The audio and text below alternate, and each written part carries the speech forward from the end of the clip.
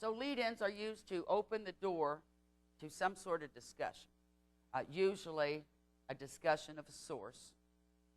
It is considered appropriate the first time that you introduce, especially an author, is to mention his first and his last name in the lead-in.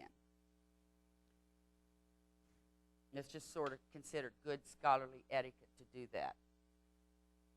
Thereafter, however, you should refer to the author by last name only. So you introduce him formally the first time, according to William Shakespeare in As You Like It, and then you go on with your overview line or whatever you're going to say. It is not considered good scholarly etiquette at all to ever use a first name basis in academic writing, referring to, especially to an author or a poet.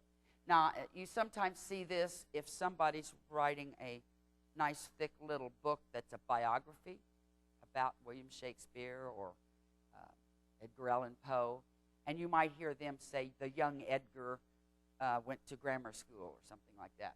Well, that's okay for them. They're writing a huge biography, a book, but it's not really appropriate for you in a paper to use the first name.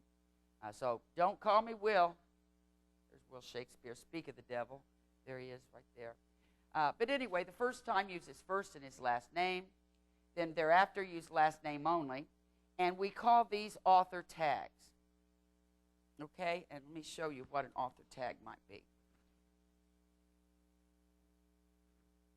The formula for an author tag is real easy. It's the author's last name and then just a precise verb, something that would suit the occasion. And this is, like I said, it's just the beginning of the line. Steinbeck illustrates, and then you continue. Poe continues, or Kozel investigates, or any number of those other verbs would work. Now, what you need to remember is that there's a good reason for using these author tags. One reason is that it helps you keep your distance, I guess you'd say, as you're discussing the information. It helps you maintain your objective tone if that's what you're doing. Not that you have to be in objective tone when you're using an author tag, but it does. It helps remind the reader that you are not giving your opinion. If you're just saying, well, you know, this person did this or whatever, some kind of element about the article or source that you're reading. By using that author tag, that's sort of reminding the reader, okay, I'm just summarizing so-and-so's points. This is Poe that's writing about. This story was by Poe. Or Kozel was doing this or that. So it just gives you something to help you. Because a lot of students have trouble with objective tone. And I've got a little thing on this here too, which might help a little bit with that. So what are lead-ins for? Lead-ins, think of them as openers that can be used to launch you, the writer, into discussing a source. Maybe you're a real good research paragraph. You may have to do that several times in a research paper. You might be asked to use 4 or 5 sources. Or you might use it to launch yourself into answering an essay test question. And it'll help you stay on track, and it'll also be welcomed by your instructor when he sees that professional-looking lead-in as opposed to just jumping right into the discussion. So they can lend punch and style to your writing, and they can keep you on track with what you're writing about. So, it's test time.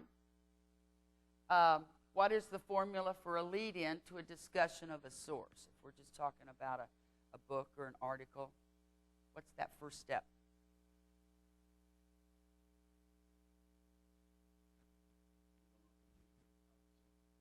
Right.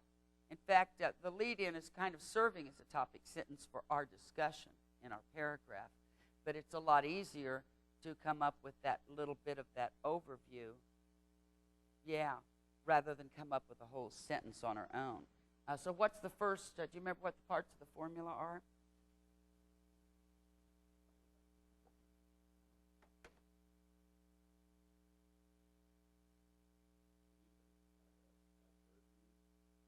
Yeah, well, no, I just meant what the 3 parts. There's 3 parts to the formula, and the precise verb is definitely one of them.